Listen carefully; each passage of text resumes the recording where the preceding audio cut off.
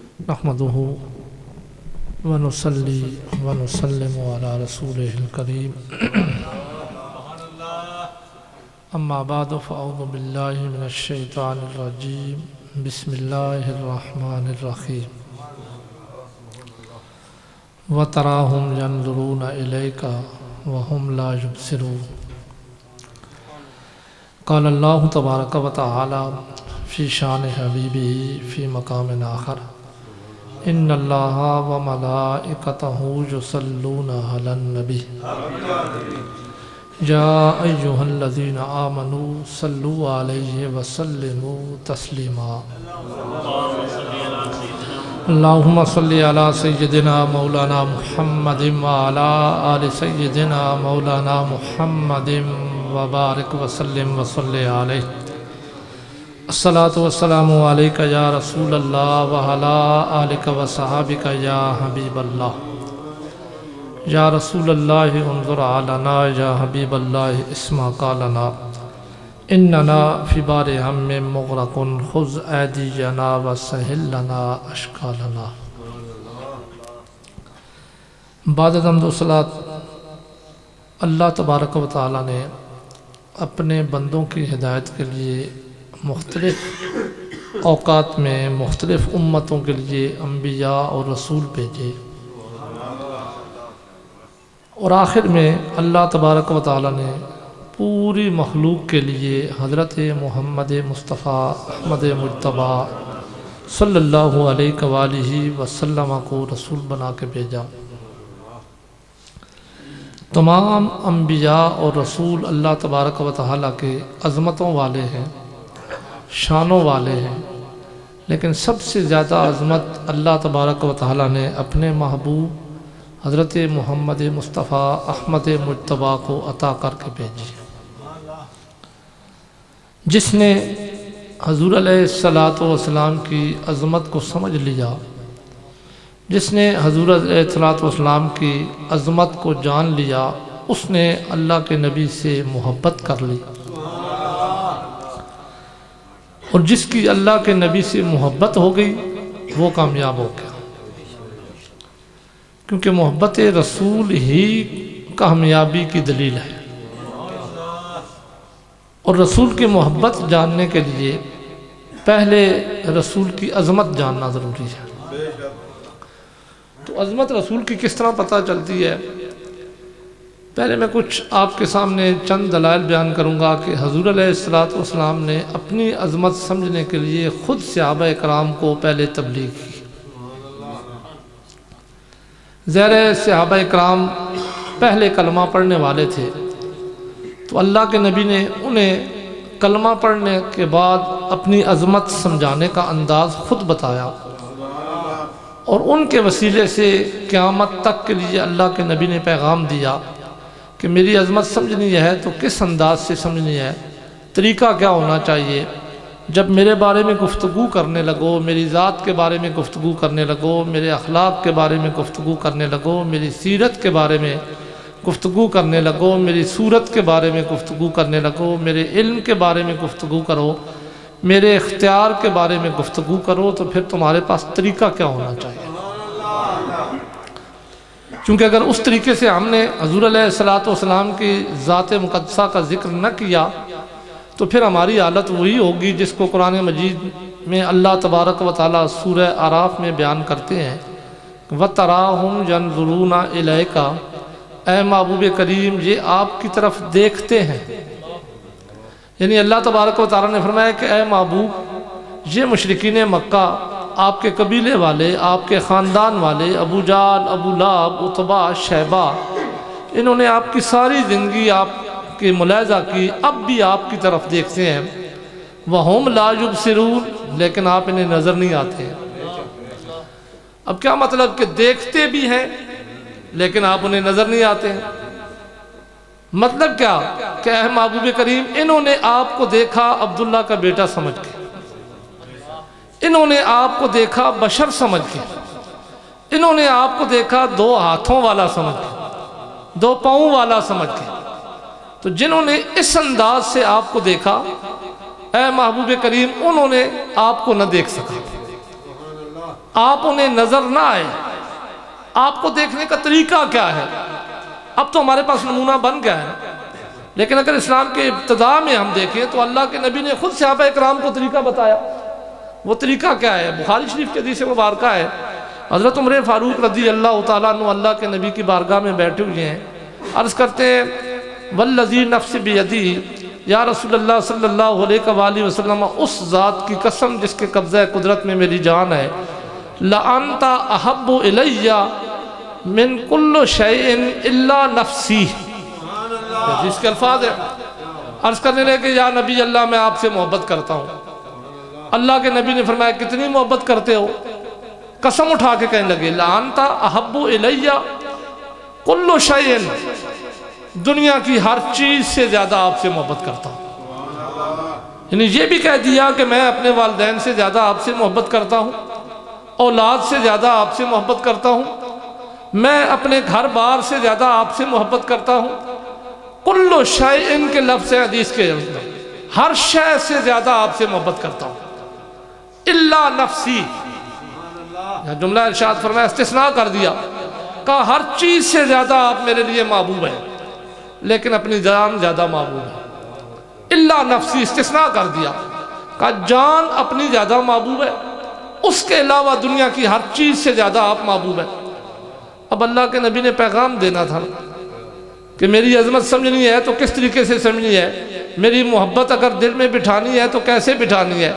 اللہ کے نبی فرما دیتے نا ٹھیک ہے تمہارا ایمان مکمل ہو گیا، کیونکہ جان تو سب کو زیادہ عزیز ہوتی ہے۔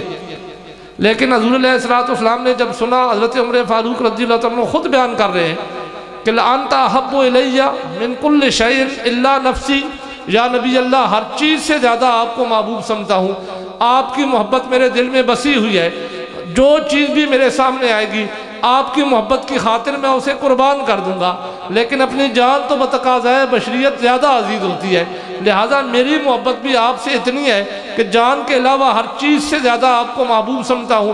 تو اللہ کے نبی نے فرمایا فَوَالَّذِي نَفْسِ بِيَدِهِ، اسی انداز سے حضور علیہ السلام نے جواب دیا، فرمایا اے عمر لا یؤمنُ حتیٰ اکون احب الیک من نفسک، عمر تمہیں میری عظمت سمجھنی ہے، جب میرا مقام سمجھنا ہے تو پھر طریقہ کیا ہوگا؟ کہا یہ بھی ٹھیک ہے کہ والدین سے زیادہ مجھ سے محبت کرتا ہے، یہ بھی ٹھیک ہے کہ اولاد سے زیادہ مجھ سے محبت کرتا ہے، یہ بھی ٹھیک ہے کہ دنیا کی ہر چیز سے زیادہ مجھ سے محبت کرتا ہے، لیکن کہا میری محبت دل میں بٹھانے کا طریقہ یہ ہوگا کہ اپنی جان سے بھی زیادہ مجھ سے محبت کرو گے تو مومن بن جاؤ۔ اچھا اسی لمحے حضرت عمر فاروق رضی اللہ عنہ پھر کیا عرض کرتے ہیں، جب اللہ کے نبی نے فرمایا نا کہ میری شان سمجھنے کا طریقہ کیا ہوگا، یہاں استثناء نہیں ہو سکتا، جب میری عظمت کی بات آئے تو پھر دنیا کی ہر چیز کو قربان کرنا پڑے گا، استثناء نہیں ہو سکتا، جان کو بھی قربان کرنا پڑے گا۔ تو حضرت عمر فاروق رضی اللہ عنہ فوراً عرض کرتے ہیں یا رسول اللہ صلی اللہ علیہ وآلہ وسلم الان لَأَنْتَ أَحَبُّ إِلَيَّ مِن نَفْسِي، عرض کرتے ہیں یا نبی اللہ اب سمجھ آ گئی کہ ایمان کب مکمل ہوگا، محبت رسول کس چیز کا نام ہے، آپ کی عظمت کیسے بیان کرنی ہے۔ کہا ہاں اب میں نے تہیہ کر لیا ہے کہ آج کے بعد میں اپنی جان سے بھی زیادہ آپ کو محبوب رکھوں گا۔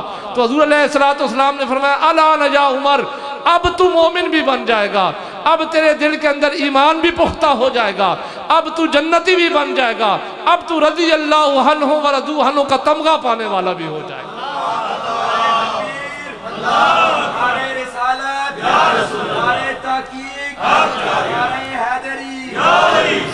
دیکھیں حضور علیہ السلام نے اپنے صحابہ کو کیسے تعلیم دی، یہ تو صرف ایک محبت رسول کے حوالے سے میں نے آپ کے سامنے حدیث رکھی نا۔ اللہ کے نبی کا ہر عمل جب ہم تذکرہ کرنے لگے نا حضور علیہ السلام کے اعمال کے بارے میں، آج ہماری محبت کے تقاضے وہ نہیں رہے جس کی وجہ سے ہمارے اندر ایمان بھی پختہ نہیں ہے، ہم تو بات بات پہ حضور علیہ السلام کی عظمتوں کو تولنے لگ پڑتے ہیں، انہیں محدود کرنے لگ پڑتے ہیں، جبکہ اللہ کے نبی کی عظمتیں کیا ہیں۔ حدیث کے اندر آتا ہے حضور علیہ السلام نے لگاتار روزے رکھے، تو آپ نے اب امت کو تبلیغ کیسے کی؟ میں پہلے وہ حدیثیں پیش کر رہا ہوں کہ حضور علیہ السلام نے امت کو کس طرح تبلیغ کی کہ میری عظمت پہچاننی ہے تو انداز کیا ہونا چاہیے۔ تو حضور علیہ السلام نے صحابہ کو پہلے تبلیغ کی، لگاتار روزے رکھے، جن کو صوم وصال کہتے ہیں۔ صبح و شام حضور علیہ السلام روزہ رکھتے، آپ نے افطار نہیں کیا۔ تو صحابہ اکرام نے یہ سمجھا کہ حضور علیہ السلام کی ہر سنت پہ ہمیں بھی عمل کرنا چاہیے، لہٰذا انہوں نے بھی لگاتار روزے رکھنے شروع کر دیے۔ ایک عام بندے کے اندر کتنی طاقت ہوتی ہے روزہ رکھنے کی؟ 2 دن 3 دن، زیادہ سے زیادہ 4 دن، اس کے بعد کمزوری کی وجہ سے بندے گرنے شروع ہو جاتے۔ صحابہ اکرام کا بھی یہی حال ہوگا۔ مدینہ شریف میں آتے نا، مسجد نبوی شریف میں جس جگہ پہ بیٹھتے اٹھا نہیں جا سکتا تھا، اگر لیٹتے تو وہیں پہ لیٹے رہتے، ان کے اندر طاقت نہ رہی۔ اللہ کے نبی نے ان سے پوچھا، فرمایا میرے یارو تمہیں کیا ہوا؟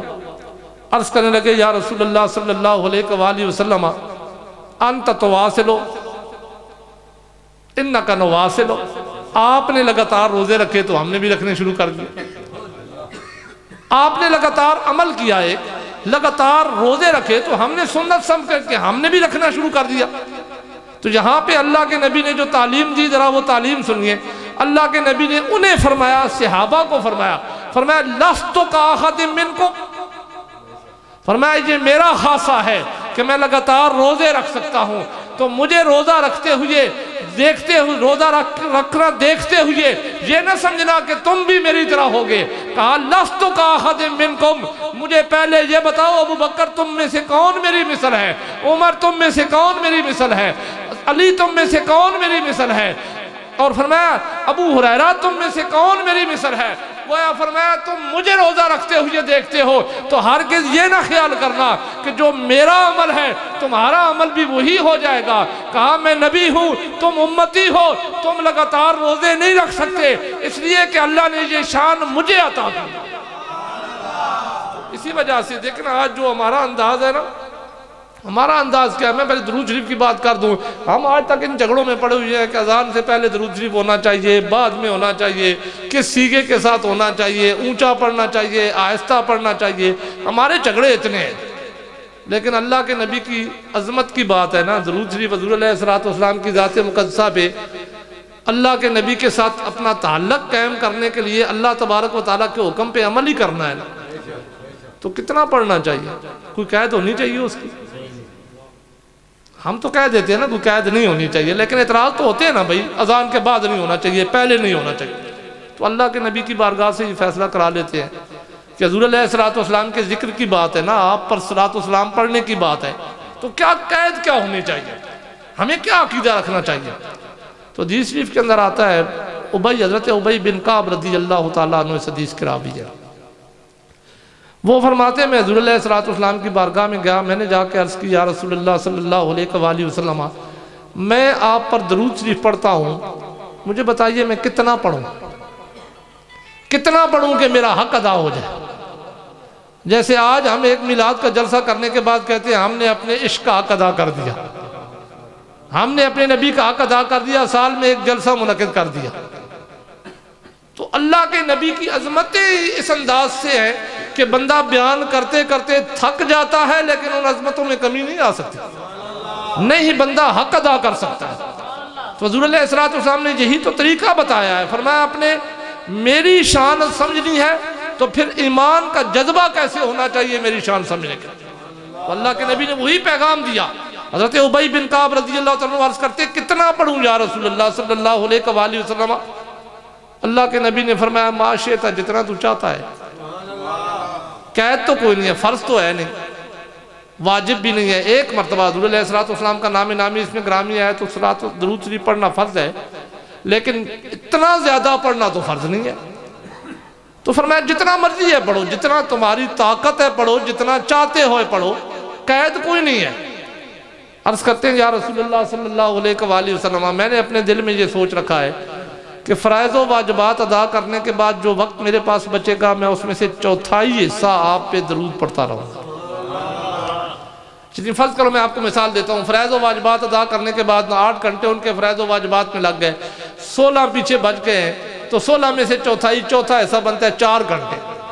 یہ آپ کو سمجھانے کے لیے حدیث کے الفاظ نہیں ہیں۔ وہ عرض کرتے ہیں یا رسول اللہ صلی اللہ علیہ وآلہ وسلم میں چاہتا ہوں کہ میں اپنے 16 گھنٹوں میں سے 4 گھنٹے آپ پر درود شریف پڑھتا رہوں۔ اب اللہ کے نبی نے جواب کیا دیا؟ یہ طریقہ ہے شان رسالت سمجھنے کا، جو اللہ کے نبی اپنے صحابہ کے ذریعے ہمیں پیغام دے رہے ہیں۔ اللہ کے نبی نے نہیں کہا بس بہت ہے، 4 گھنٹے تم مجھ پہ درود شریف پڑھو گے، لوگوں سے تو 5 منٹ برداشت نہیں ہوتا، تم تو 4 گھنٹے پڑھتے رہو گے، یہ تو بہت زیادہ ہے۔ نہیں، اللہ کے نبی نے فرمایا ٹھیک ہے، اگر تم چوتھا حصہ اپنا بچا ہوا وقت مجھ پہ درود شریف پڑھو ٹھیک ہے، لیکن ساتھ ہی فرمایا ان زدت فہو خیر لک، یہ میری عظمت کی بات ہے، اس کو محدود نہیں کرنا، یہاں قیود نہ لگانا کہ بس 4 گھنٹے پڑھ لیا تو اور کسی جگہ پہ نہیں پڑھنا، یہاں پڑھو گے تو شرک ہو جائے گا، زیادہ کرو گے تو بدعت ہو جائے گا۔ بلکہ میرے نبی نے فرمایا ابی بن کعب میرے یار تو چوتھا حصہ کہہ رہا ہے کہ میں چوتھا حصہ آپ پہ درود شریف پڑھتا رہوں گا۔ فرمایا ٹھیک ہے، اگر تیری مرضی اتنی ہے تو اتنا پڑھ لے، لیکن ساتھ ہی فرمایا ان زدت خیر لک، اگر تو زیادہ کر لے تو تیرے لیے اور بہتر ہو جائے گا۔ حضرت ابی بن کعب کیا عرض کرتے ہیں یا رسول اللہ صلی اللہ علیہ وآلہ وسلم، اگر واقعی مجھے زیادہ ہی کرنا ہے تو پھر فرمایا میں فیصلہ کر لیتا ہوں کہ میں اپنے فرائض و واجبات کے بعد جو وقت بچے گا نا، آدھا وقت آپ پر درود شریف پڑھتا رہوں۔ وہ عرض کرتے ہیں آدھا وقت، 16 گھنٹوں میں سے جو میں نے آپ کو مثال دی تھی وہ کہتے ہیں 8 گھنٹے پڑھوں گا، آدھا وقت آپ پہ درود شریف پڑھتا رہوں گا۔ اب تو اللہ کے نبی فرما دیتے نا بہت کر لیا تم نے ابی بن کعب، اب تو بہت ہو گیا، اب اور نہ پڑھنا۔ لیکن پھر حدیث کے الفاظ ہیں، اللہ کے نبی نے فرمایا فَإِن شِئْتَ، ٹھیک ہے اگر تو اتنا چاہتا ہے تو صحیح ہے، میں تجھے مجبور نہیں کرتا، لیکن ساتھ ہی کہا ان زدت فہو خیر لک، یہ میری عظمت کی بات ہے، یہاں پھر بھی محدود نہیں ہونا چاہیے، کہا اور زیادہ کر لو پھر تمہارے لیے بہتر ہے۔ کیا یہ انداز آج ہمارے اندر ہے حضور علیہ السلام کی عظمت بیان کرنے کا؟ ہم تو یہاں بیان کرتے ہیں کہتے ہیں بکریاں چرانے والے، ہم تو آج اس انداز کو لے کے بیٹھے ہوئے ہیں۔ اس نبی کی عظمت کی بات کر رہے ہو جس نبی کو اللہ نے انبیاء سے بھی افضل بنایا، رسولوں سے بھی افضل بنایا ہے، تو پھر بیان کرنے کا انداز بھی وہ ہونا چاہیے نا، تاکہ اس کی عظمت تو لوگوں کو پتہ چلے۔ تو ہم کیسے بیان کر رہے ہوتے ہیں؟ کیا ہمارا عقیدہ اور کیا ہمارا، یہی وجہ ہے کہ آج ہم جگہ پہ ذلیل ہو رہے ہیں، ہر جگہ پہ۔ تو اللہ کے نبی کی عظمت سمجھنی ہے تو صحابہ سے سمجھے، اللہ کے نبی نے خود انہیں پیغام دیا۔ حضرت ابی بن کعب جب عرض کرتے ہیں نصف ٹائم آپ پہ درود شریف پڑھتا رہوں گا، تو اللہ کے نبی نے فرمایا ان زدت، میرے یار اگر اور زیادہ کر لیں خیر اللہ کا تیرے لیے بہتر ہوگا۔ صحابی فوراً عرض کرتے ہیں یا رسول اللہ صلی اللہ علیہ وآلہ وسلم، آج کے بعد میں 3 حصے آپ پہ درود شریف پڑھتا رہوں۔ انہوں نے 4 گھنٹوں سے شروع کیا تھا، جو میں نے آپ کو مثال دے کے سمجھائی تھی، اسی مثال کو دوبارہ دہرا رہا ہوں۔ 8 گھنٹے کیا، اللہ کے نبی نے فرمایا نہیں اور زیادہ کر لو، فرمایا اب میں 12 گھنٹے پڑھوں گا، 2/3 وقت اپنا جو بچے گا فرائض و واجبات کے بعد وہ آپ پہ درود شریف پڑھوں گا۔ اب تو پورا ہو گیا ہوگا، لیکن اللہ کے نبی نے پھر فرمایا اگر تو چاہتا ہے تو ٹھیک، لیکن ان زدت خیر لک، میرے یار اس سے بھی زیادہ کر لے، یہ بھی ابھی محدود ہے، ابھی تو تو نے 2/3 کیے ہیں، اس سے بھی زیادہ کر لے تو تیرے لیے بہتر ہے، کیونکہ یہ میری عظمت کی بات ہے۔ جب میری عظمت کی بات ہو تو مومن کے دل میں محدود نہیں ہونا چاہیے، تصور یہ نہیں ہونا چاہیے کہ یہ کر سکتے ہیں، یہ نہیں کر سکتے، یہ ہو سکتا ہے، یہ نہیں ہو سکتا۔ کہا اللہ نے مجھے مختار کل بنا کے بھیجا ہے، سب سے افضل بنا کے بھیجا ہے، جب میری عظمت بیان کرو تو پھر دل میں عقیدہ یہ ہونا چاہیے کہ یہ بڑھتی ہی جائے گی، کمی نہیں ہو سکتی۔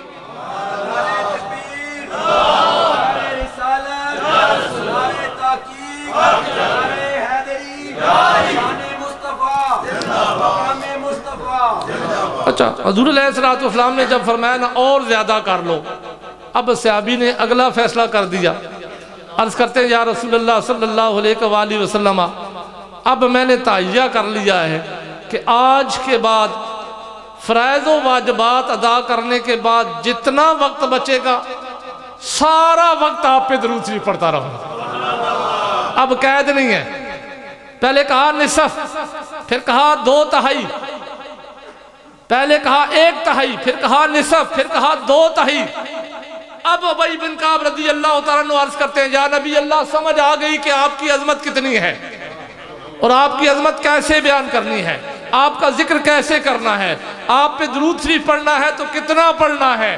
عرض کی یا رسول اللہ صلی اللہ علیہ وآلہ وسلم اب 1/4 نہیں، نصف وقت نہیں، 2/3 نہیں، بلکہ جتنا وقت بچے گا سارا وقت آپ پہ درود شریف پڑھتا رہوں گا۔ اب جب انہوں نے انتہا نہیں کی، اس کو محدود نہیں کیا، تو اب اللہ کے نبی نے جواب کیا دیا؟ گویا اللہ کے نبی نے فرمایا ابی بن کعب اب تو میری عظمت کو سمجھا ہے، اب تجھے مقام و مرتبہ میرا پتہ چلا ہے۔ تو جہاں پہ اب یہ نہیں کہا کہ اس میں تو اذان سے پہلے کا وقت بھی آئے گا، اذان کے بعد کا وقت بھی آئے گا، ابی بن کعب اذان سے پہلے نہ پڑھنا، اذان کے بعد نہ پڑھنا، یہ تو بدعت ہو جائے گا، یہ تو شرک ہو جائے گا۔ انہوں نے عرض کی کہ سارا وقت پڑھوں گا، تو اللہ کے نبی نے فرمایا یکفی کا ہموں کا، ابی بن کعب اگر تو یہ کر لے تو پھر تو کامیاب ہو گیا، دنیا کے اندر بھی تو کامیاب ہو گیا، قبر میں بھی کامیاب ہو گیا، میدان محشر میں بھی کامیاب ہو گیا۔ نعرہ تکبیر، نعرہ رسالت، نعرہ تحقیق، نعرہ حیدری، جشن میلاد النبی، شان مصطفیٰ، زبان مصطفیٰ۔ فرمایا اذن یکفی کا ہموں کا کما قال علیہ السلام، حدیث کے الفاظ ہیں، اللہ کے نبی نے فرمایا اگر تو سارا وقت مجھ پہ درود شریف پڑھنا شروع کر دے، لیکن یاد رکھنا یہ اذان سے پہلے کا وقت بھی آئے گا۔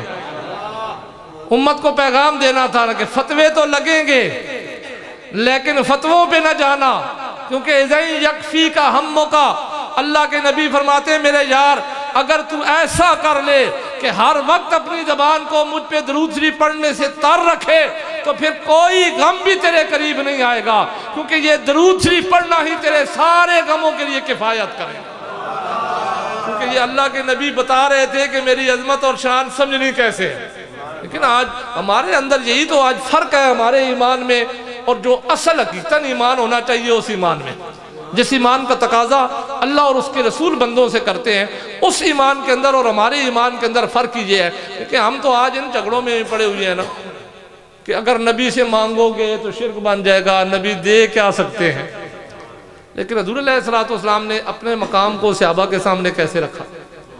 میں نے اسی لیے پہلے کہا تھا کہ میں پہلے وہ آپ کے سامنے چند حدیثیں مبارکہ رکھنا چاہتا ہوں جس میں اللہ کے نبی نے صحابہ کے سامنے اپنی عظمت بیان کرنے کا طریقہ پہلے بیان کیا، تاکہ صحابہ کو سمجھ آ جائے، ان کا ایمان مکمل ہو جائے تو ان کے وسیلے سے ظاہر ہے ایمان کی کسوٹی تو صحابہ ہے نا۔ اللہ تبارک و تعالیٰ نے یہی فرمایا فَإِنْ آمَنُوا بِمِثْلِ مَا آمَنْتُمْ، تو اللہ کے نبی نے صحابہ کو سارا طریقہ پہلے سکھایا۔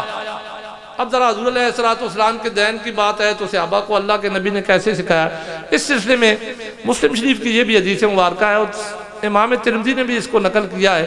میں جو الفاظ آپ کے سامنے پڑھوں گا ترمذی شریف کے الفاظ ہوں گے۔ امام ترمذی فرماتے ہیں حضرت ربیعہ اسلمی رضی اللہ تعالیٰ عنہ اس حدیث کے راوی ہیں، وہ فرماتے ہیں یہ اصحاب صفہ میں سے تھے۔ اصحاب صفہ حضور علیہ السلام کے مدرسے کے سب سے پہلے شاگرد ہوا کرتے تھے۔ ان کے پاس کھانے پینے کے لیے کچھ نہیں ہوتا تھا، اللہ کے نبی کی بارگاہ میں رہتے، اگر حضور علیہ السلام کچھ دے دیتے تو کھا لیتے، ورنہ یہ صرف وہاں پہ علمی حاصل کرنے کے لیے موجود رہتے۔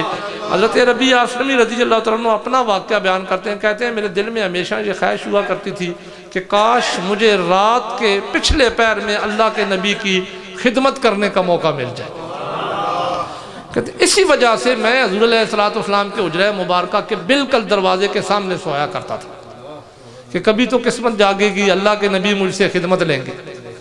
حضرت ربیعہ اسلمی رضی اللہ تعالیٰ عنہ فرماتے ہیں نا ایک دن میری قسمت جاگ گئی، دوپہر سحری کے وقت اللہ کے نبی اٹھے رات کے پچھلے پہر میں، آپ نے وضو فرمانا تھا تو آپ نے مجھے کہا ربیعہ پانی لے آؤ۔ حضرت ربیعہ اسلمی رضی اللہ تعالیٰ عنہ فرماتے ہیں میں پانی لایا، میں حضور علیہ السلام کی خدمت میں سعادت سمجھتا تھا، میں تو اپنے آپ کو خوش بخت سمجھ رہا تھا کہ مجھے اتنا ہی مل گیا کہ اللہ کے نبی نے مجھ سے خدمت لے لی، یہی میری زندگی کا سرمایہ جات ہے، یہی میرے لیے کافی ہے۔ لیکن کہتے ہیں اللہ کے نبی نے دوران وضو، آپ وضو کر رہے ہیں، میں وضو کرا رہا ہوں، اللہ کے نبی نے مجھے مخاطب کر کے کہا سل ما شئت یا ربیعہ، ربیعہ مانگنا جو کچھ مانگنا چاہتا ہے مانگ۔ اب حضرت ربیعہ رضی اللہ تعالیٰ صحابی رسول تھے نا، پہلی بات تو یہ ہے جو جملہ اللہ کے نبی نے ارشاد فرمایا ذرا اس پہ ہی غور کیجئے۔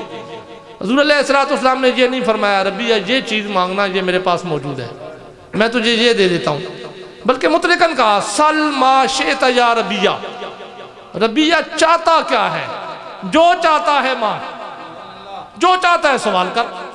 حضرت ربیہ اسلمی رضی اللہ عنہ فرماتے ہیں میں نے فوراً عرض کی انی اسألک مرافقتک فی الجنہ او کما قال علیہ السلام، یا رسول اللہ صلی اللہ علیہ وآلہ وسلم ہمارے لیے سب کچھ آپ ہی ہیں، دنیا کے اندر کوئی تکلیف ہوتی ہے آپ کا چہرہ دیکھ لیتے ہیں، خوش ہو جاتے ہیں، تکلیف دور ہو جاتی ہے، میں یہ چاہتا ہوں کہ یہ سلسلہ قیامت تک بھی چلے، لیکن ظاہر ہے کہ آپ کا مقام و مرتبہ بہت افضل ہے، آپ سید الانبیاء ہیں، سید الرسل ہیں، مقام محمود آپ کو ملے گا، ہمیں جنت تو آپ کے وسیلے سے ملے گی ہی کیونکہ جنت ہے ہی ہماری، لیکن اس جنت کو ہم کیا کریں جس جنت میں آپ کا چہرہ نہ دیکھ سکے، اس لیے آپ سے مانگتا ہوں، آپ نے چونکہ اب مجھے اختیار دے دیا ہے کہ مانگ مجھ سے مانگ جو مانگنا چاہتا ہے، تو میری مانگ تو یہ ہے کہ اسألک مرافقتک فی الجنہ، میں جنت میں آپ سے آپ کی رفاقت مانگتا ہوں، آپ سے مانگتا ہوں، یہ بھی نہیں کہا میں صلی اللہ میں اللہ سے سوال کر لیتا ہوں، کیونکہ عطا تو اللہ نے کرنا ہے،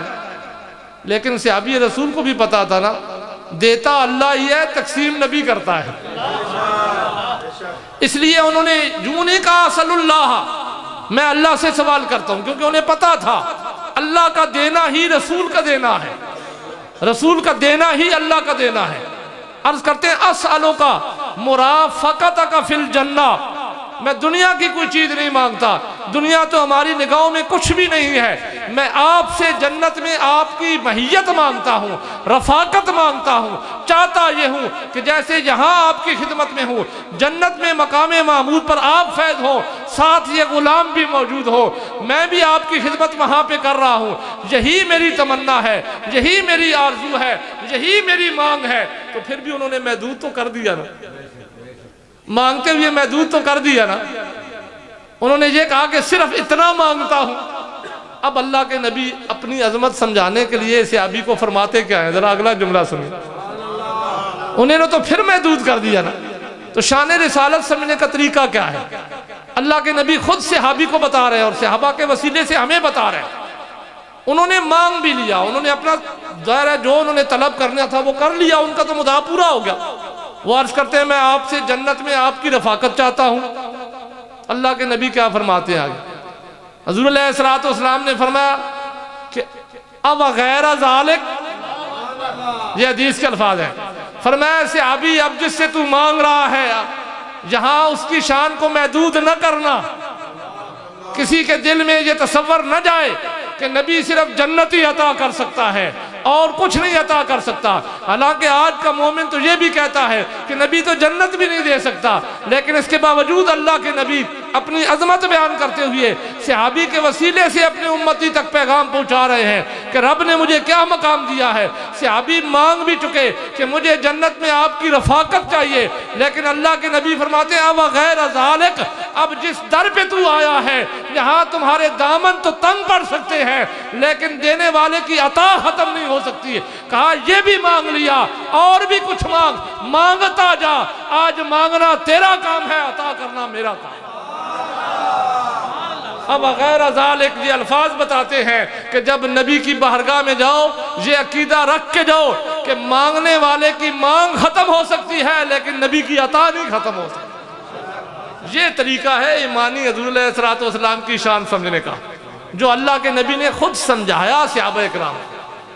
پھر جب صحابہ نے سمجھ لیا نا تو ان کے لیے یہ آیت نہیں تھی کہ وَتَرَاهُمْ يَنْظُرُونَ إِلَيْكَ وَهُمْ لَا يُبْصِرُونَ۔ پھر صحابہ نے جب یہ جذبہ ایمانی اپنے دل کے اندر پختہ کر لیا تو پھر صحابہ حضور علیہ السلام کی عظمتیں کیسے بیان کیا کرتے تھے۔ یہ تو میں نے آپ کے سامنے چند مثالیں دی نا، اب میں چند مثالیں دینا چاہتا ہوں کہ صحابہ حضور علیہ السلام کی عظمت کو سمجھ کے پھر جن کے دل میں ایمان پختہ تھا، محبت رسول پختہ تھی، ان کا جذبہ ایمانی کیا تھا، تاکہ ہمارے اندر بھی وہ جذبہ ایمانی پیدا ہو جائے۔ کامیابی کی دلیل وہ جذبہ ایمانی ہے۔ وہ کیس سلسلے میں ایک حدیث مبارکہ پہلے پیش کر دوں، حضرت جابر بن سمرہ رضی اللہ تعالیٰ عنہ حدیث کے راوی ہیں، وہ فرماتے ہیں نا میں 14ویں کا چاند چمک رہا تھا، رات کا وقت تھا، حضور علیہ السلام کے حجرہ مبارکہ کے باہر آپ لیٹے ہوئے تھے تو میں آپ کی زیارت کے لیے آیا۔ اللہ کے نبی سرخ حلے میں ملبوس تھے، آپ کا حسن ویسے بھی بہت تھا لیکن اس حلے میں تو آپ کا حسن بہت ہی اضافہ ہو گیا تھا. کہتے میں نے اللہ کے نبی کے چہرے پہ نظر ڈالی تو میں حیران ہو گیا. اب حضرت جابر بن سمرہ رضی اللہ تعالیٰ عنہ فرماتے ہیں میں حضور علیہ السلام کو چہرے کو دیکھنے لگا, اچانک میری نظر آسمان پہ پڑی, 14ویں کے چاند کو دیکھا. چاند بھی بڑا خوبصورت ہے, چاند بھی بڑا حسین ہے. حضور علیہ السلام کے چہرے کو دیکھتا ہوں, حسن ادھر بھی ہے, آسمان پہ چاند کو دیکھتا ہوں تو حسن ادھر بھی ہے. کہتے ہیں کہ میں نے کمپیئر کرنا شروع کر دیا. دل میں ایک خیال آنے لگ پڑے کہ لوگ اگر کسی کے حسن کی تعریف کریں تو کہتے ہیں فلانا چاند جیسا حسین ہے, گویا چاند سے بڑھ کر کسی کو لوگ حسین سمجھتے ہی نہیں ہیں. تو حضرت جابر بن سمرہ رضی اللہ تعالیٰ عنہ فرماتے ہیں کہ میں کبھی چاند کو دیکھتا, کبھی اللہ کے نبی کے چہرے کو دیکھتا, پھر چاند کی طرف توجہ کرتا, پھر حضور علیہ السلام کے چہرے کو دیکھتا. اب صحابی نتیجہ کیا نکالتے ہیں؟ صحابہ نے حضور علیہ السلام سے درس کیا لیا تھا کہ نبی کی عظمت کیسے بیان کی جاتی ہے. کہہ سکتے تھے نا بھائی چاند کی طرح حسین ہے یا چاند سے تھوڑا زیادہ حسن ہوگا, لیکن حضرت جابر بن سمرہ فرماتے ہیں مجھ سے پوچھو میں تمہیں بتاتا ہوں کہ نبی کی عظمت بیان کرنے کا طریقہ کیا ہے. کہا ہوا احسن ہندی من القمر, یہ احسن اس میں تفضیل کا صیغہ استعمال کیا. گویا کہا لوگوں چاند کو حسین سمجھنے والوں, کسی کے حسن کی مثال دینے کے لیے چاند کو ممثل بنانے والوں, تمہیں پتہ ہونا چاہیے کہ جب میرے نبی کے حسن کی بات ہو تو پھر چاند کے ساتھ اس کو مثال نہیں دی جا سکتی. کہا ہوا احسن ہندی من القمر, میرے نزدیک اگر نبی کا حسن جاننا چاہتے ہو تو 1000 چاند بھی مل کر نبی کے حسن کے برابر نہیں جا سکتے. احسنو کہا احسنو ہندی. تو یہ صحابہ اکرام کب بیان کرتے تھے؟ جب انہیں پتہ چل گیا کہ ہمارے نبی کی عظمت کیا ہے, جب حضور علیہ السلام نے انہیں بتا دیا. یہی وجہ تھی نا جناب ام سلمہ رضی اللہ تعالیٰ عنہ, یہ بھی بخاری شریف کی حدیث ہے. ام سلمہ رضی اللہ تعالیٰ عنہ فرماتی ہیں حضور علیہ السلام گرمیوں کے دنوں میں میرے حجرہ مبارکہ میں آیا کرتے تھے. میں نے آپ کے لیے کھجور کا ایک بستر بنا رکھا تھا, آپ دوپہر کے وقت قیلولہ کیا کرتے تھے. ساتھ ہی فرماتی ہیں حضور علیہ السلام کثیر العرق تھے. کثیر العرق سے مراد یہ ہے کہ آپ کو بہت زیادہ پسینہ آیا کرتا تھا. جناب ام سلمہ رضی اللہ تعالیٰ عنہ فرماتی ہیں حضور علیہ السلام جب آپ کو پسینہ آتا, میں بیٹھ کر, آپ لیٹ رہے ہوتے, قیلولہ کر رہے ہوتے, آپ کی زیارت کرتی رہتی. ایک دن میرے دل میں خیال آیا. جناب ام سلمہ رضی اللہ تعالیٰ عنہ فرماتی ہیں اللہ کے نبی نے حکم نہیں دیا تھا کہ یہ کام کرو, کیونکہ آج کوئی بھی کام کیا جاتا ہے نا حضور علیہ السلام کی عظمت بیان کرنے کے لیے تو پہلے سوال یہ ہوتا ہے کہ کیا اللہ کے نبی نے حکم دیا, کیا قرآن میں حکم ہے, کیا صحابہ نے یہ کام کیا. کبھی ہم نے یہ سوال نہیں کیا کہ جو کچھ صحابہ کرتے تھے وہ ہم کرتے ہیں. یہ ہم نے کبھی کسی سے نہیں پوچھا. اسی وجہ سے ہمارے ایمان کمزور ہے. جناب ام سلمہ رضی اللہ عنہ فرماتے ہیں دل میں خیال آیا, اندر چلی گئی, خالی شیشی لے لی. کہتی ہے خالی شیشی لے کر نہ اس کو صاف کر کے اللہ کے نبی کی بارگاہ میں دوبارہ آ گئی. آپ کا پسینہ لے کر میں اس شیشی میں ڈالنے لگ پڑی. اب کسی کا پسینہ جمع کرنا جی میرے خیال میں عقل مندی کی بات تو نہیں ہے, لیکن عام بندے کا ہو تو تب عقل مندی کی بات نہیں ہے, کیونکہ عام بندے کے پسینے میں تو بدبو ہوتی ہے, فضلات ہوتے ہیں, گندے مادے ہوتے ہیں. جناب ام سلمہ رضی اللہ تعالیٰ عنہ جمع کر رہی تھی. اللہ کے نبی نے پوچھا, فرمایا ام سلمہ ما ھذا, یہ کیا ہے؟ عرض کرتی ہے یا رسول اللہ صلی اللہ علیہ وآلہ وسلم ھذا عرقک, یہ آپ کا پسینہ ہے. اللہ کے نبی نے فرمایا یہ تو مجھے پتا ہے میرا پسینہ ہے, لیکن پوچھ یہ رہا ہوں کہ اس کو جمع کیوں کر رہی ہو, اس کو اکٹھا کیوں کر رہی ہو؟ تو عرض کرتی ہیں ہم اسے خوشبو بنانا چاہتے ہیں. اللہ کے نبی آپ کے پسینے کو خوشبو بنائیں گے, میں گھر میں رکھوں گی اس کو, میں تو اس کو خوشبو بناؤں گی. تو اللہ کے نبی نے مسئلہ سمجھانے کے لیے کہ میرے صحابہ کے وسیلے سے میری امت تک پیغام جائے گا کہ میرا مقام و مرتبہ کیسے بیان کرنا ہے, اس لیے فرمایا عرق کا طیبن, فرمایا کیا پسینہ بھی خوشبو ہوتا ہے؟ جب انہوں نے کہا نا کہ نجعلہ طیبن, ہم اسے خوشبو بنائیں گے, تو اللہ کے نبی نے حدیث کے الفاظ سوال کر دیا. فرمایا عرق کا طیبن, کسی کا پسینہ بھی خوشبو ہوتا ہے؟ تو اگر آج کی طرح ایمان ہوتا نا جیسے ہمارا ہے تو جناب ام سلمہ بھی فرما دیتے نہیں آپ کا پسینہ ہماری طرح خوشبو کیسے ہوتا, بس مجھ سے غلطی ہو گئی. لیکن وہ صحابہ سمجھتے تھے کہ نبی کی عظمت کیا ہے صلی اللہ علیہ وآلہ وسلم, کیونکہ اللہ کے نبی نے خود انہیں تعلیم دی تھی. میں نے 2 حدیثیں آپ کے سامنے بیان کیا، بے شمار حدیثیں مبارکہ ہیں، لیکن وقت اتنا ہوتا ہے اس کے مطابق میں اپنے مضمون کو سمیٹ رہا ہوں۔ اللہ کے نبی کی بارگاہ میں امہات المومنین میں سے آپ کی زوجہ محترمہ، ہماری والدہ محترمہ، اللہ کے نبی کی بارگاہ میں جب اللہ کے نبی نے پوچھا کیا پسینہ بھی خوشبو ہوتا ہے تو جواب کیا دیتی ہے؟ عرض کرتی ہے یا رسول اللہ صلی اللہ علیہ وآلہ وسلم، کسی دنیا دار کا پسینہ ہوتا تو بدبودار ہی ہوتا، پسینہ نہیں بن سکتا۔ اب آپ چونکہ مسئلہ سمجھانے کے لیے سوال کر رہے ہیں تو میں یہ بتانا چاہتی ہوں، آپ کے سکھلائے ہوئے عقیدے کے مطابق آپ کی عظمت آپ کی امتیوں تک پہنچانا چاہتی ہوں کہ ہوا اطیب الطیب، یہاں پھر اس میں تفضیل کا صیغہ استعمال کیا۔ آمین۔ الحمدللہ رب العالمین والعاقبۃ للمتقین والصلاة والسلام علی رسول محمد وعلی آلہ وصحبہ اجمعین۔ الہ العالمین، جو کلام پاک پڑھی گئی، جو میری ملت کی تھی گئی، جو میں آپ کی محبت میں آپ کی عظمت بیان کرنے کا، یہ اس انداز سے اللہ کے نبی پریشان ناراض ہوا کرتے تھے۔ بخاری شریف کے حدیث ہے، جناب ابو قتادہ رضی اللہ تعالیٰ عنہ اس حدیث کے راوی ہیں، فرماتے ہیں ہم اللہ کے نبی کی بارگاہ میں بیٹھے ہوئے تھے تو ایک شخص آیا، اس نے آ کر حضور علیہ السلام سے سوال کیا، یا رسول اللہ صلی اللہ علیہ وآلہ وسلم کیف تصوم؟ اب اس حدیث کو پھر سمجھنا، میں یہ وہ باتیں کر رہا ہوں جو آپ کو کوئی نہیں بتاتا۔ عام روٹین والی باتیں تو ہر کوئی، پکی پکائی رٹی رٹائی باتیں ہر کوئی کر جاتے ہیں، لیکن اصل مقصد جلسے کا اس وقت تک نہیں ہو سکتا جب تک ہم اپنے بیان، اپنے تبلیغ نہ کر سکیں، لوگوں کو یہ بتا نہ سکیں کہ آج ہمارا یہ حال کیوں ہے۔ صحابی رسول آتے ہیں اللہ کے نبی کی بارگاہ میں اس وقت جب حضور علیہ السلام کا اپنا دور تھا، آ کے سوال کیا کرتے ہیں، کیف تصوم یا رسول اللہ صلی اللہ علیہ وآلہ وسلم۔ اب میں نام لے لے کر اس لیے نہیں بیان کرتا کہ مجھ سے پہلے بھی ناراض ہیں، سارے ہی ناراض ہیں، چاہے مولوی ہوں یا نعت خوان ہوں، کیونکہ میں بات وہ کرتا ہوں جو اللہ اور اس کے رسول کو خوش کرنے کے لیے بات کی جائے۔ میں دنیا داروں کو خوش نہیں کرتا، لیکن میں صرف حدیث بیان کر رہا ہوں، پھر اس کے بعد آپ نے خود پرکھنا ہے کہ کیا آج ہمارا حال بھی یہی نہیں ہے؟ ہم حضور علیہ السلام کی عظمت کو کس پیمانے پہ تول رہے ہوتے ہیں؟ صحابی نے آ کے سوال کیا، کیف تصوم؟ اللہ کے نبی آپ روزہ کس طرح رکھتے ہیں؟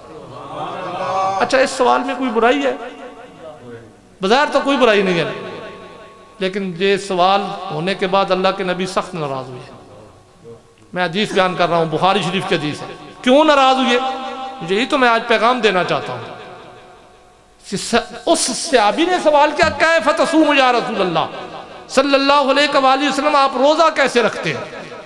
مطلب یہ ہے کہ فرض روزوں کے علاوہ آپ کتنے نوافل روزے رکھتے ہیں؟ گویا آپ کی عبادت کو محدود کرنا چاہتے تھے وہ صحابی۔ وہ یہ سمجھتے تھے نا کہ جیسے وہ روزہ رکھتے ہیں ویسے میں بھی رکھ لوں گا۔ انہوں نے اس لیے سوال کیا، کیف تصوم؟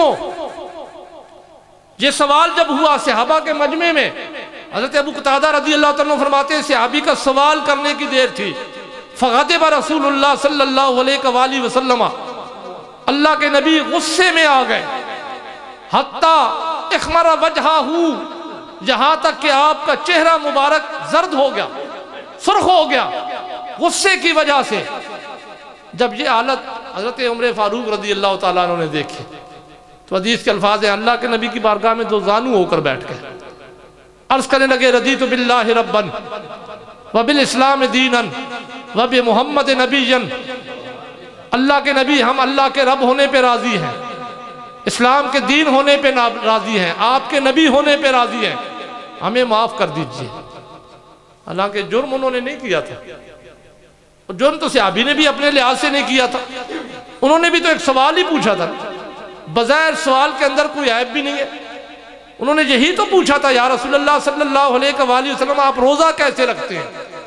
فرائض کے علاوہ آپ کے نفلی روزے کتنے ہوتے ہیں تاکہ میں بھی اتنے رکھ سکوں، اپنی عبادت کو آپ کے عبادت کے ساتھ ملاؤں۔ ہم تو عبادت کی بات ہی نہیں کرتے، ہم باقی چیزوں کو حضور علیہ السلام کے ساتھ ملاتے ہیں، کیونکہ عبادت تو ہمیں کرنی آتی ہی نہیں ہے، تو عبادت کی جانب تو ہم جاتے ہی نہیں ہیں۔ تو ادھر صحابی عبادت کے بارے میں پوچھ رہے ہیں اور وہ بھی روزے کے بارے میں، کیف تصوم، روزہ کیسے رکھتے ہیں؟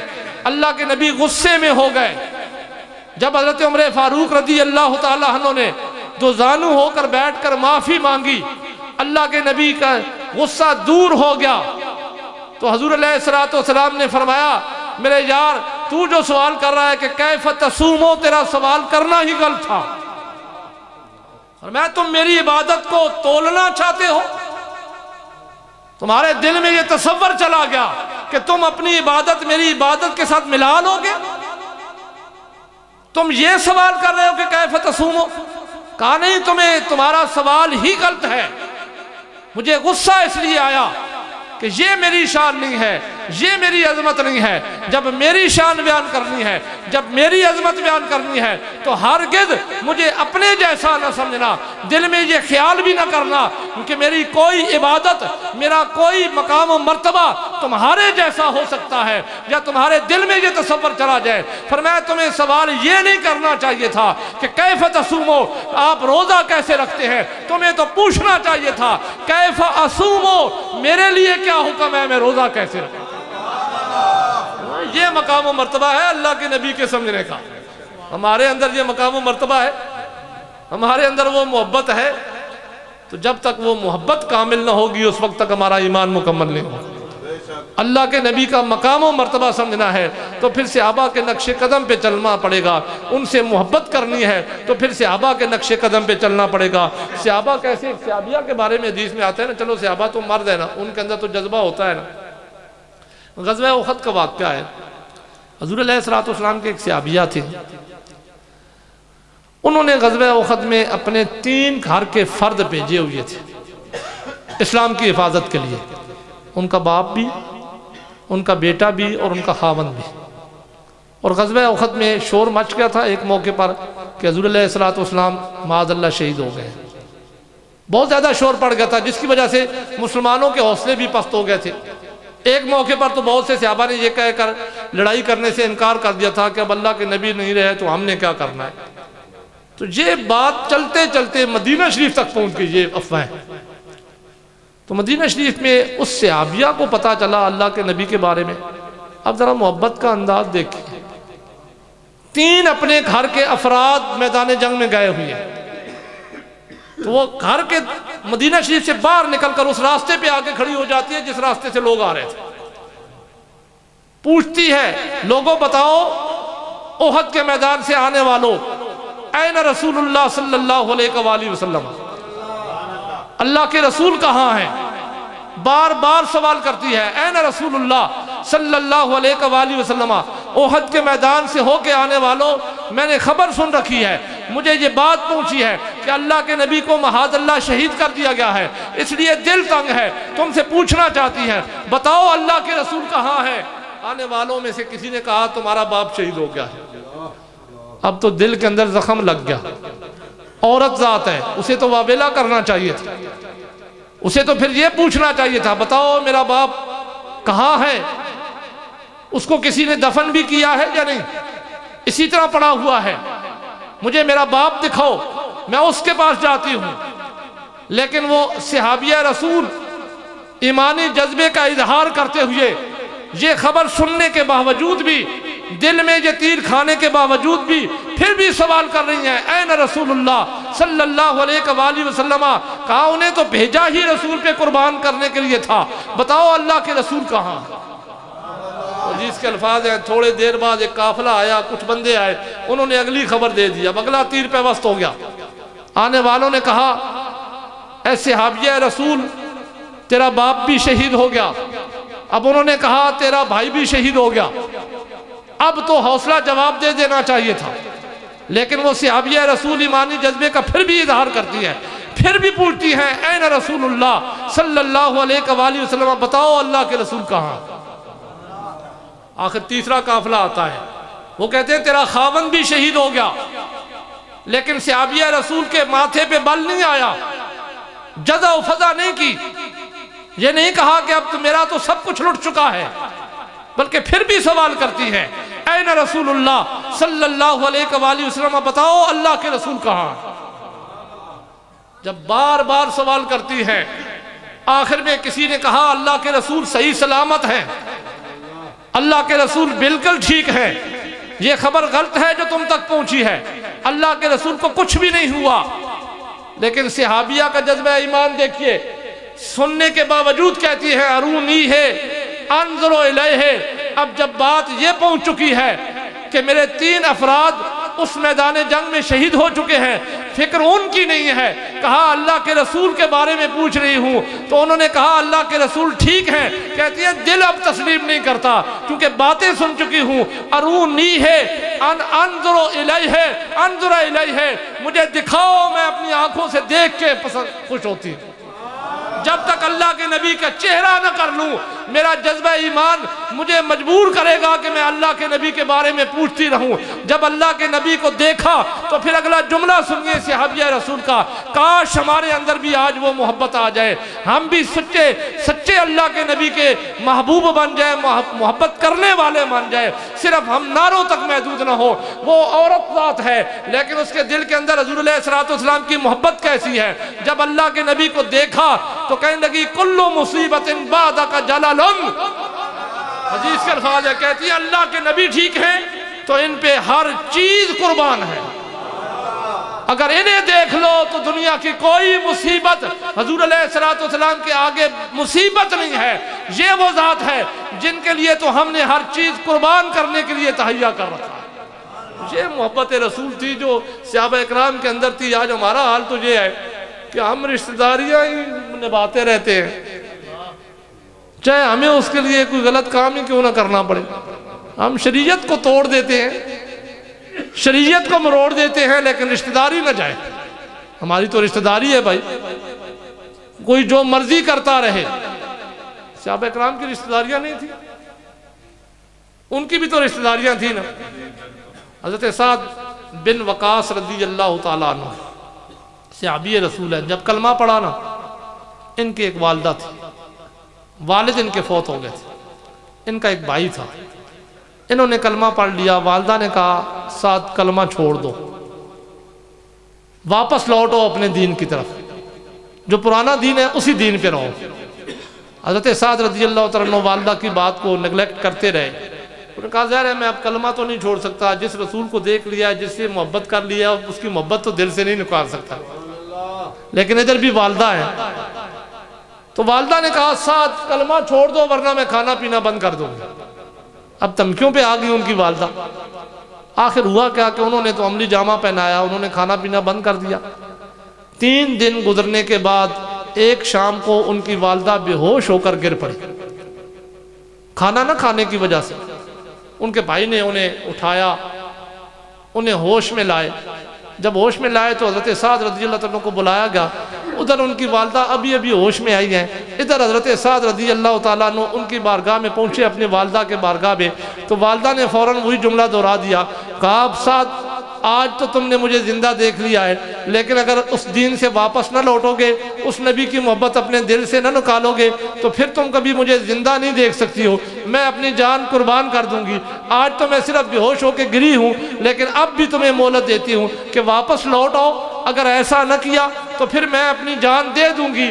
اس موقع پر حضرت سعد رضی اللہ تعالیٰ عنہ کا جو جملہ حدیث کے اندر ہے وہ جملہ قابل نمونہ بھی ہے اور ہمارے لیے اسوہ بھی ہے۔ آج اگر ہم بھی جنت کے حقدار بننا چاہتے ہیں تو اپنے دلوں میں ایسی ہی محبت پیدا کرنی پڑے گی، تب اللہ کے نبی کی بارگاہ میں ہماری محبت مقبول ہوگی، تب اللہ کے نبی کا بارگاہ میں ہم قابل قبول ہوں گے، تب ہم اللہ کے نبی کے عاشق بن سکتے ہیں، تب ہم اللہ کے نبی کی بارگاہ میں یہ کہہ سکتے ہیں کہ اے اللہ کے نبی ہم بھی آپ سے محبت کیا کرتے تھے۔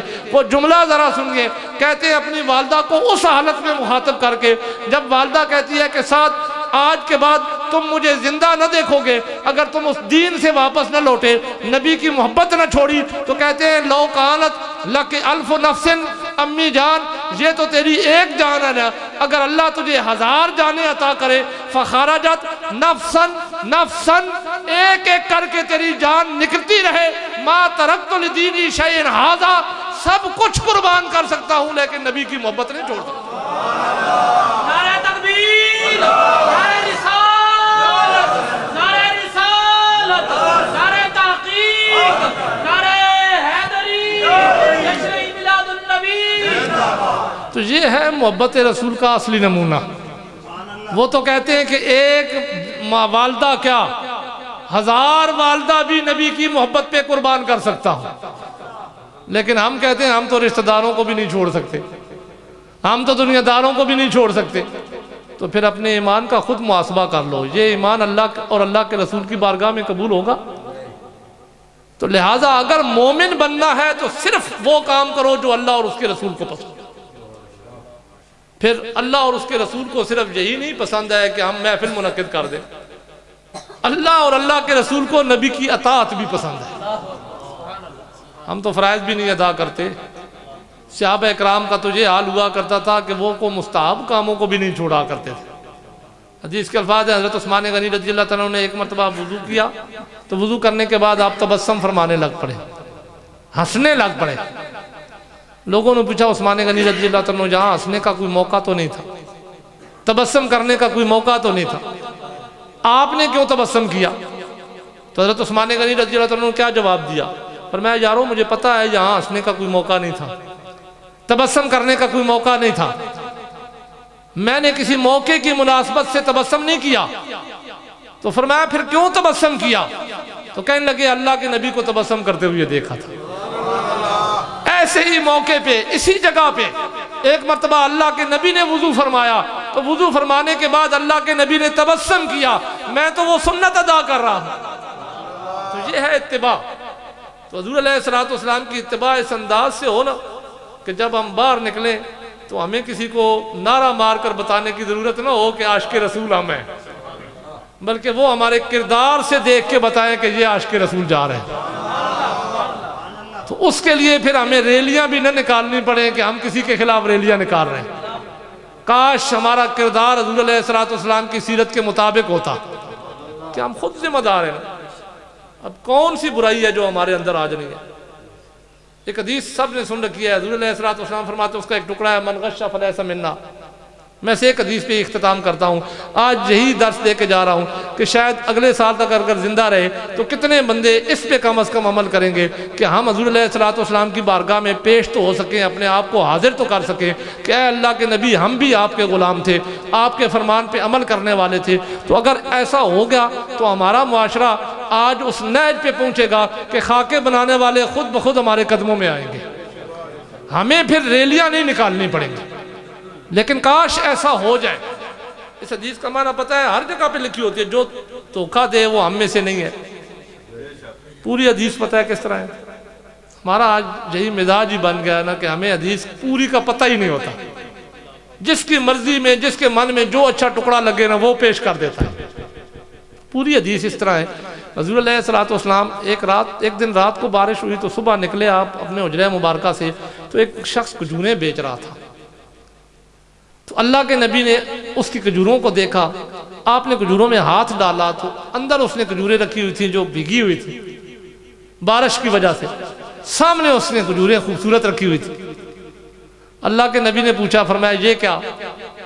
وہ عرض کرنے لگے یا رسول اللہ صلی اللہ علیہ وآلہ وسلم رات بارش ہوئی جس کی وجہ سے یہ بھیگ گئیں۔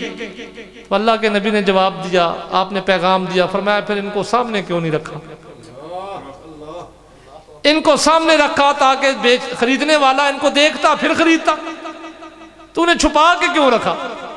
اس موقع پہ اللہ کے نبی نے فرمایا من غش فلیس منا، فرمایا جو دھوکہ دے وہ ہم میں سے نہیں ہے۔ اب میں نے تو حدیث پڑھ دی، خود سوچئے کہ آج ہم کیا کرتے ہیں، جو ہم میں سے دکاندار حضرات ہیں وہ کیا کرتے ہیں۔ کتنے ہم حضور علیہ السلام کے عاشق ہیں، چاہے ریڑیوں والے ہوں یا دکاندار ہوں، جو بھی چیز بیچنے والے ہوں، ان کا کیا کردار ہے۔ اللہ کے نبی نے کتنا بڑا پیغام دیا، فرمایا من غش فلیس منا، جس دن ہمارے اندر سے یہ سارے کھوٹ نکل جائیں گے اس دن ہم اس دنیا میں غلبہ پائیں گے، کیونکہ قرآن کہتا ہے وَلَا تَهِنُوا وَلَا تَحْزَنُوا وَأَنْتُمُ الْأَعْلَوْنَ إِن كُنتُم مُؤْمِنِينَ، تم مومن بن کے دکھاؤ اللہ تمہیں غالب کر دے۔ اب مومن بننا ہمارے بس میں ہے، اللہ تبارک و تعالی ہمیں حقیقی معنی میں مومن بننے کی توفیق عطا کرے۔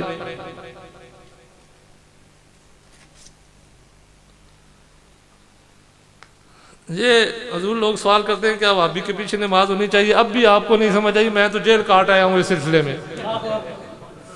بھائی یہ سوال کرنے کی اعلیٰ حضرت سے کسی نے پوچھا بد مذہب کے پیچھے نماز ہو سکتی ہے یا نہیں؟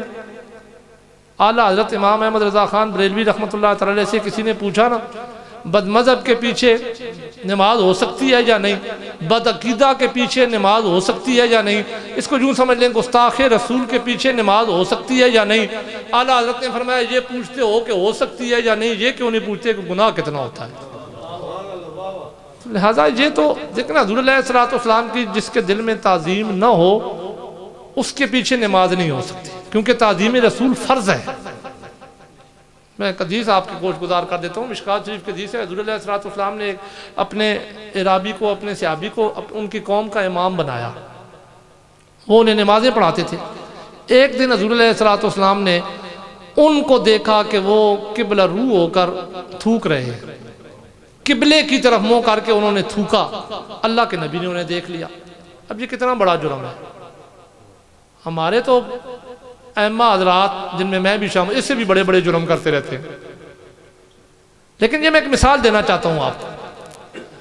حضور علیہ السلام نے جب دیکھا تو ان کی قوم کو بلا کر فرمایا اس کے پیچھے نماز نہیں پڑھنی۔ اب نماز کا وقت آیا، وہ امامت کے لیے آگے ہوئے، لوگوں نے کہا ہم آپ کے پیچھے نماز نہیں پڑھتے ہیں۔ وہ دور بھی اچھا تھا نا، اللہ کے نبی کے حکم پہ عمل ہوتا تھا۔ آج اللہ کے نبی کا حکم سناؤ تو لوگ کہتے ہیں جی یہ ویسے ہی کہہ رہا ہے، ہماری تو مجبوریاں ہیں، ہم نے تو نماز ہی پڑھنی ہے۔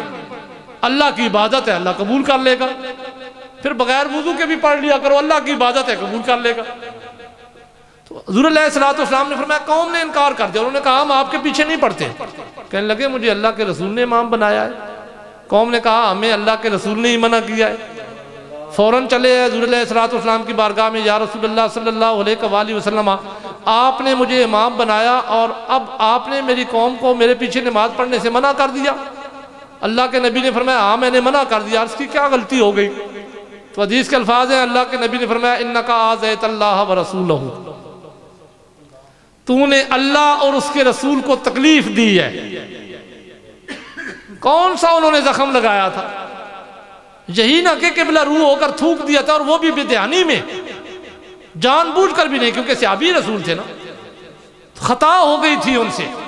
لیکن اللہ کے نبی نے پیغام دیا کہ یہ امامت ایسا مقام ہے کہ جو امام ہو وہ واقعی امامت کرنے کا مستحق ہے، اس کے کسی قول و فعل سے اللہ اور اس کے رسول کو اذیت نہیں ہونی چاہیے۔ جس کے قول و فعل سے اللہ اور اس کے رسول کو اذیت ہو جائے وہ امامت کا مستحق نہیں ہوتا۔ اب یہ فیصلہ آپ پہ ہے کہ آپ نے کیا کرنا ہے۔ اللہ تبارک و تعالی ہمیں سمجھ عطا کرے۔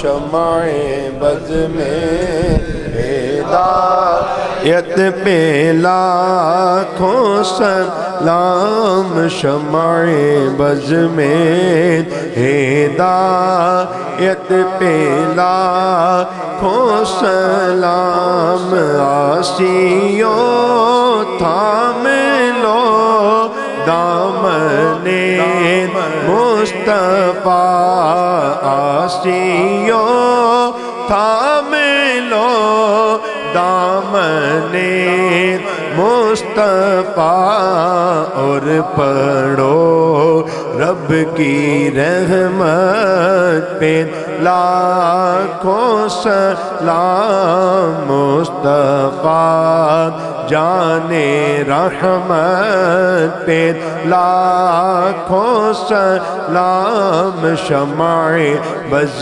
میں ہدایت پہ لاکھوں سلام، کاش محشر میں جب ان کی آمد ہو اور بھیجے سب ان کی شوکت پہ لاکھوں سلام، مجھ سے خدمت کے قدسی کہے غارت رضا مجھ سے خدمت کے قدسی کہیں ہاں رضا مصطفیٰ جانے رحمت بلا کو سلام شمع بز میں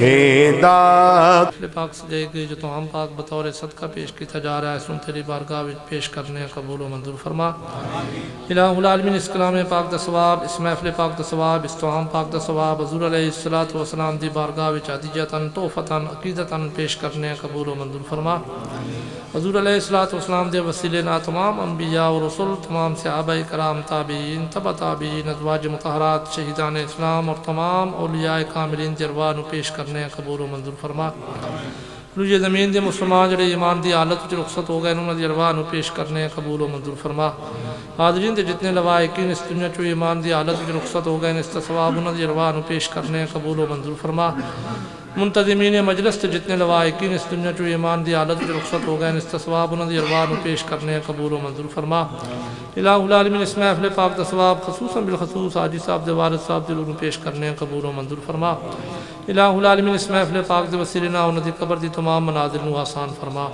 انہاں دی تمام صغیرہ و کبیرہ گناہ معاف فرما انہاں دی قبر نو جنت الفردوس تے باغاں چو باغ مڑا انہاں دی روح نو جنت الفردوس وچ اعلیٰ مقام عطا فرما الہ العالمین اس محفل پاک دے وسیلے نال حاضرین دیاں جائز نیک حاجات پوریاں فرما دینی و دنیاوی مشکلات حل فرما بیماران شفاء کاملہ عاجلہ عطا فرما جو بیمار اسپتال دے زیر علاج دین متین دی خدمت کی خاطر انہوں صحت کاملہ عاجلہ عطا فرما الہ العالمین اس محفل میلاد دے وسیلے نال رحمت دی بارش نازل فرما اپنے حبیب پاک دے وسیلے نال رحمت دی بارش نازل فرما اپنے نیک بندے دے وسیلے نال رحمت دی بارش نازل فرما الہ العالمین اس محفل میلاد دے وسیلے نال اس گھر وچ رحمتاں برکتاں نازل فرما اہل گھر دے علم و عمل وچ برکت عطا فرما انہاں دے مال کاروبار رزق وچ اضافہ فرما انہاں دے گھراں وچ اپنا خاص فضل و کرم عطا فرما انہاں دی اولاداں نوں نیک اور صالح بنا آن والی تمام تکالیف پریشانیاں دور فرما الہ العالمین اس محفل میلاد دے وسیلے نال روئے زمین دے مسلمان جس قسم دی تکالیف اور پریشانیاں مبتلا ہیں تمام دی تکالیف اور پریشانیاں دور فرما اللہم انا نسألک العفو والعافیت والمعافات الدائمت فی الدین والدنیا والآخرہ اللہم ربنا لا تقتلنا بغضبک ولا تولکنا بعذابک وافنا قبل ذالک صلی اللہ تعالی علی رسولی خیر خلقی ونور عرشی محمد وعلی آلہ وصحبہ اجمعین برحمتک